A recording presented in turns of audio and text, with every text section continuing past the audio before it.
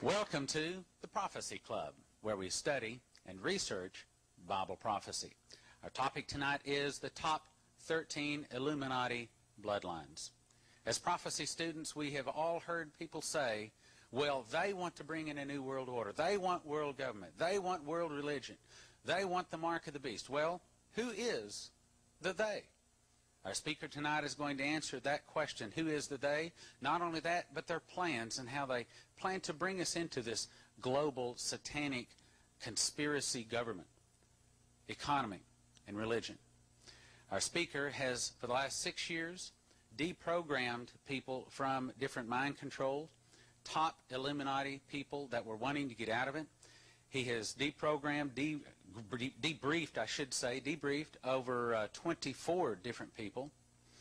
He's author of the top 13 bloodlines of the Illuminati, and also this book, The Illuminati Formula Used to Create an Undetectable, Total Controlled, Mind-Controlled Slave, and 13 other books. Will you help me welcome Fritz Springmeyer?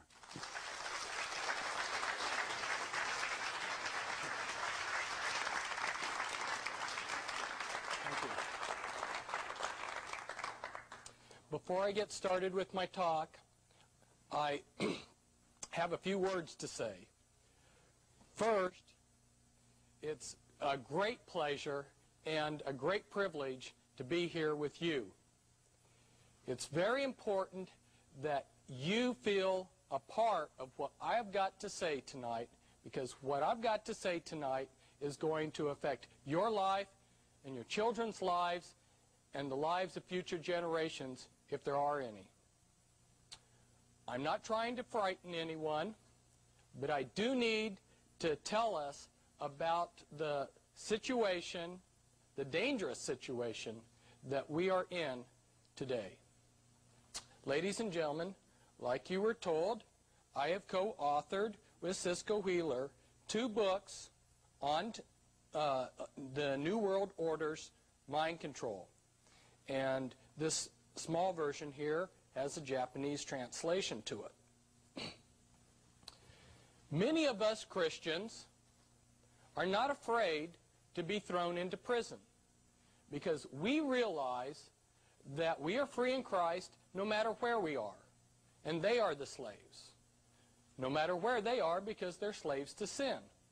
However, with today's sophisticated mind control technology, they have the ability to strip us of our own thoughts. We can no longer depend upon having a situation where our mind and our thoughts are our own. Now, I didn't write this book for myself, but I wrote this book, which for short is Volume 2.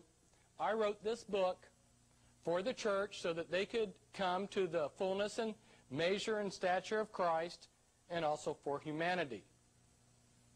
We're rapidly approaching a point in time where everybody who thinks is only going to be thinking what they are programmed. Now, you can stay in denial and turn your back on humanity, or you can read this book and then pass this information on to others. I want to get the word out, but I can't do it all by myself. I need your help.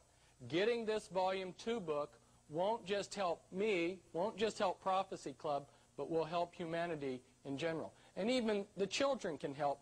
They can pray for those of us that are trying to get the message out. Now, I also need to warn you that this talk is not going to be politically correct.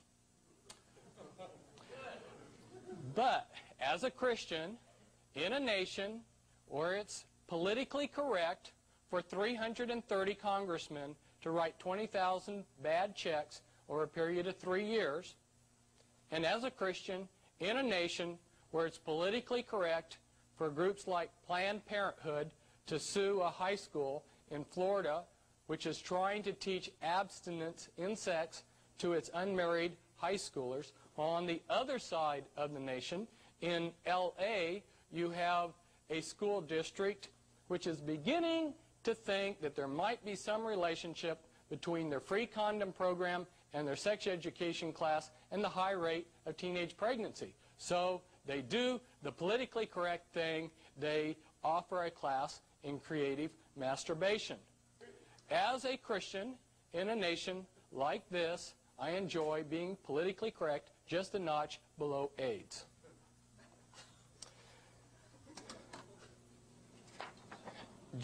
Admiral Stanfield Turner, in August of 1977, before a Senate committee, revealed to this committee that, yes, the CIA was doing mind control on countless numbers of Americans who were, and this was being done without their consent, and he even told some of the methods that they use: hypnosis, electroshock, drugs.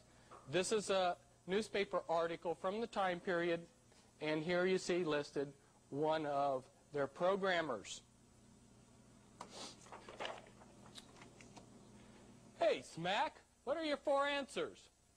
Yes, sir, no excuse, sir. Sir, I do not understand. I entered West Point on July 3rd, 1973, and was the first 2 months there are called beast barracks. That's where they tear you down and they build you into the soldier that they want you to be. Now, I knew there was something wrong about West Point, but it's taken me years to really get the full picture. But between my first and my second year, I went over to the Holy Lands, and it was right after the Yom Kippur War. And they had just won a tremendous victory, but they had won nothing. And for me, as a Christian, it really showed how ludicrous it was, how insane it was for us to fight these wars for the politicians.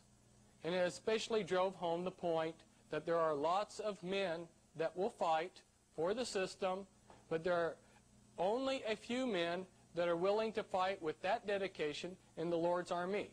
So I took the lesson that I had learned at West Point, and that one lesson was obedience, and I decided to apply that to my Christian life. When somebody asked me to do something, when they gave me an order at West Point, I didn't ask, am I going to do this? But I simply responded, how am I going to do this? And so in my second year, I resigned from West Point with only one goal in my life. That was to serve Christ without reservation. Whatever your will is, Lord, I want to obey you like I have been taught to obey the Army. And so it didn't matter what the Lord was going to tell me, how silly or how ridiculous it might be, I was going to do that. So when we start looking for the Lord, where do we go? Well, in the beginning was the Word, and the Word was with God, and the Word was God. In the beginning was a symbol, and the symbol was with God, and the symbol was God. Symbols are very important. We use them to organize, to design, to communicate